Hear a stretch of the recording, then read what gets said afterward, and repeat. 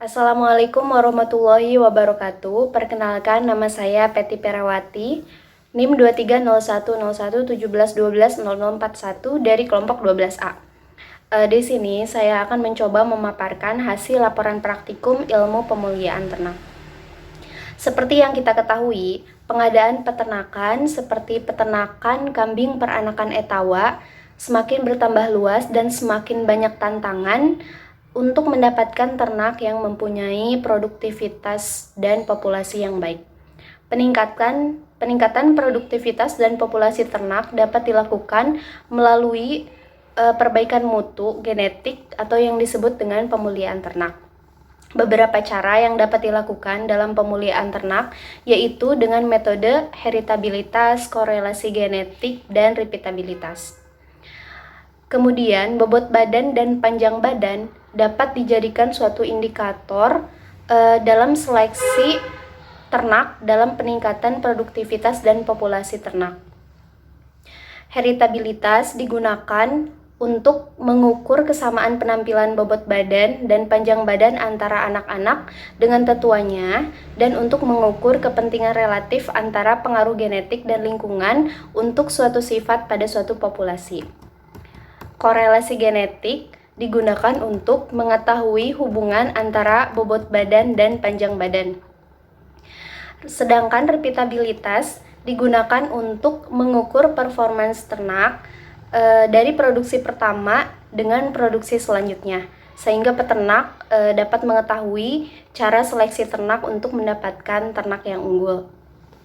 Kemudian untuk tujuannya dari praktikum ilmu pemuliaan ternak ini yaitu untuk mengetahui cara menghitung heritabilitas, korelasi genetik, dan repeatabilitas dari bobot badan dan panjang badan. Dan manfaatnya dari praktikum ilmu pemuliaan ternak ini yaitu dapat menghitung heritabilitas, korelasi genetik, dan repeatabilitas dari bobot badan dan panjang badan. Sehingga harapannya peternak mampu melakukan seleksi untuk mendapatkan bibit yang unggul. Materi yang digunakan yaitu berupa alat dan bahan.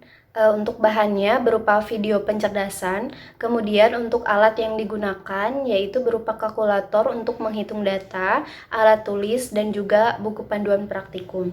Untuk metode yang digunakan yaitu menyaksikan video pencerdasan dari YouTube tentang heritabilitas, korelasi genetik, dan repeatabilitas, lalu membuat data produksi salah satu komoditas ternak dengan bantuan referensi dari jurnal. Kemudian nanti datanya diolah dengan dihitung heritabilitas, korelasi genetik, dan repeatabilitasnya. Berikut adalah data bobot badan dan panjang badan kambing peranakan etawa.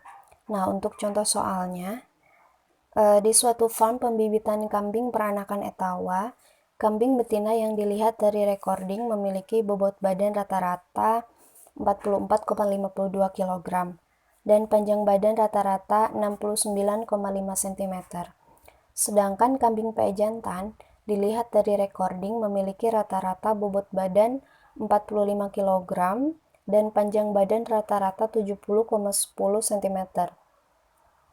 Dari banyaknya kambing PE di farm, 4 ekor kambing betina masing-masing dikawinkan dengan 5 ekor kambing jantan. Dalam 2 tahun, itu bisa menghasilkan keturunan dengan data bobot badan dan panjang badan seperti pada tabel. Nah, bisa dilihat tabelnya di sini. Nah, pertama kita menghitung heritabilitas bobot badan kambing PE dulu. Berikut rekapitulasi datanya.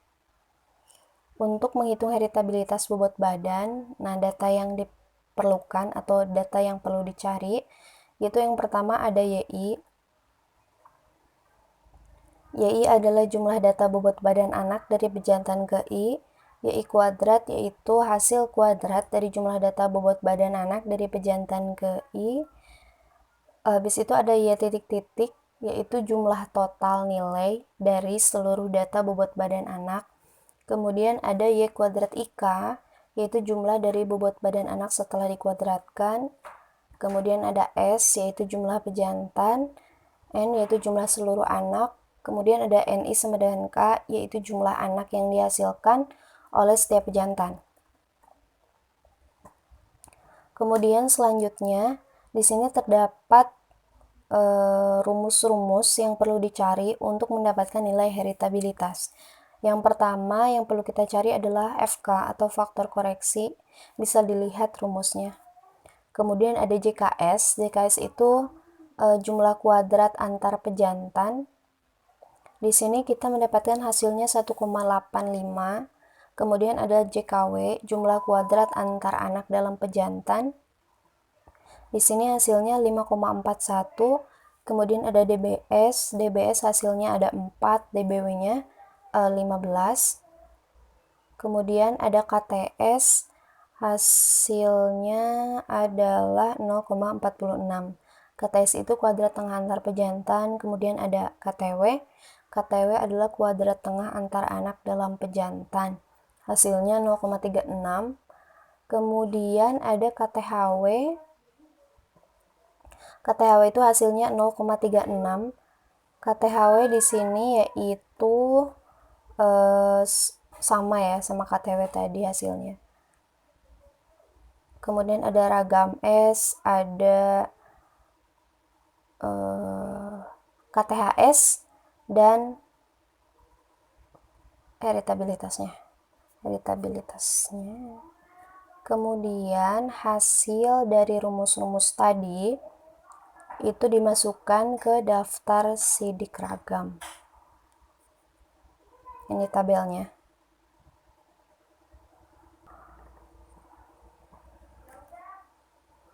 Nah, hasil perhitungan heritabilitas bobot kambing peranakan etawa yaitu sebesar 0,27. Heritabilitas dengan angka 0,27 termasuk kategori heritabilitas sedang.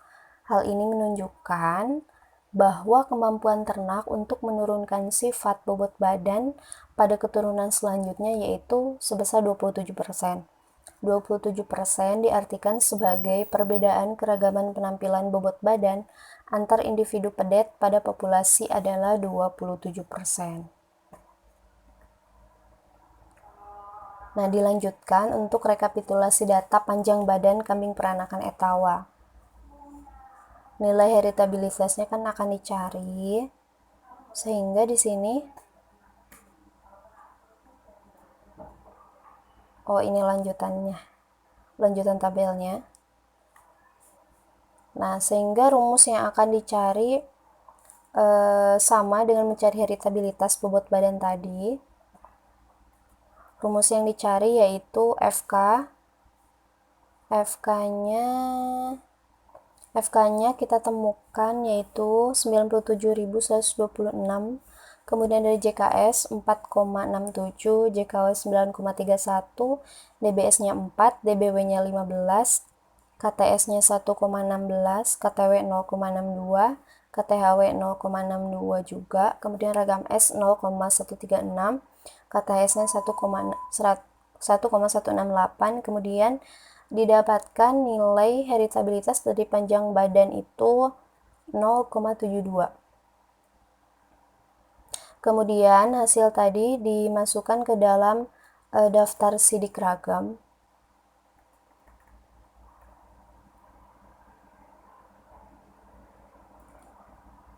Nah, hasil heritabilitas panjang badan yaitu sebesar 0,72. Heritabilitas dengan angka 0,72 itu termasuk kategori heritabilitas tinggi. Berarti hal ini menunjukkan bahwa kemampuan ternak untuk menurunkan panjang badan pada keturunan selanjutnya yaitu 72%. Perbedaan keragaman penampilan panjang badan antar individu pada populasi tersebut yaitu 72%. Kan nilai heritabilitas itu berada pada rentang yang normal, yaitu berkisar antara 0 sampai 1. Nilai heritabilitas dapat dipengaruhi oleh beberapa hal seperti jenis ternak, lingkungan, dan perbedaan jumlah pengamatan. Selanjutnya, ada rekapitulasi dari parameter korelasi genetik. Ini adalah rekapitulasi korelasi antara panjang badan dan bobot badan. Nah, ini lanjutan tabelnya.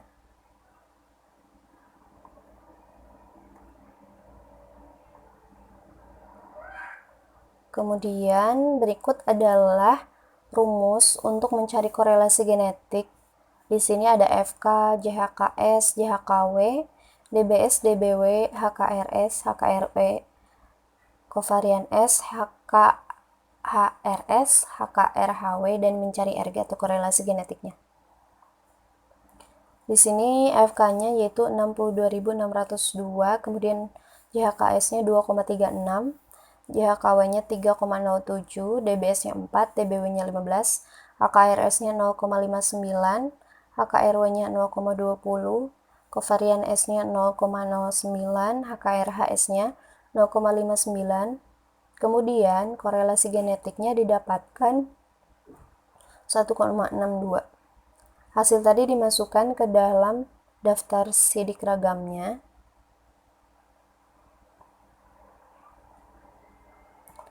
Nah, untuk hasil perhitungan korelasi genetik yang didapatkan kan tadi sebesar 1 ya, positif tinggi. 1 itu positif tinggi. Hasil korelasi genetik positif tinggi itu berarti jika dilakukan seleksi pada bobot badan akan memberikan respon yang kuat terhadap panjang badan. Jadi nilai korelasi tersebut menandakan hubungan yang sangat erat antara bobot badan dan panjang badan, sehingga kemajuan seleksi pada bobot badan mengakibatkan meningkatnya kemajuan genetik untuk panjang badan. Faktor yang dapat mempengaruhi nilai korelasi genetik yaitu banyak ya. Yang pertama ada bangsa ternak, asal ternak, jumlah data, metode pendugaan, dan waktu pengambilan datanya. Baik, kita lanjutkan ke parameter repeatabilitas. Di sini ada rekapitulasi datanya. Repeatabilitas bobot badan kambing peranakan etawannya.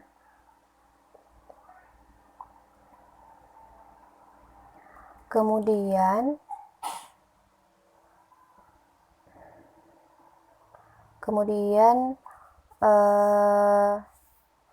repeatabilitas itu kan terdiri dari 2, yaitu antar kelas dan dalam kelas. Antar kelas berarti hanya ada 2 data produksi, dan repeatabilitas dalam kelas berarti ada lebih dari 2 data produksi. Berikut rumus dan hasil repeatabilitas antar kelas. Hasil perhitungan repeatabilitas antar kelas diperoleh sebesar min 48%. Artinya, kemampuan ternak untuk memproduksi pedet dengan bobot badan yang hampir sama dengan bobot badan berikutnya sebesar 48%, sedangkan 52%-nya dipengaruhi oleh faktor lingkungan.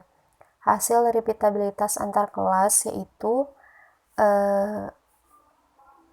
repeatabilitas tinggi, artinya ternak memiliki kemampuan mengulang produksi sama dengan produksi yang pertama sangat tinggi. Kemudian di sini terdapat rekapitulasi dari repeatabilitas dalam kelas.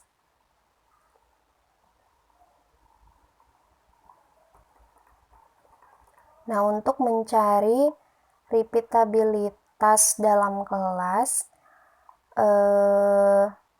ada beberapa rumus yang harus dicari, yaitu FK, ada JKB, DBB, DBW, JKS, KTB, KTW, ragam B, ragam W, dan repeatabilitasnya. Kemudian hasil tadi dimasukkan ke dalam daftar sidik ragamnya.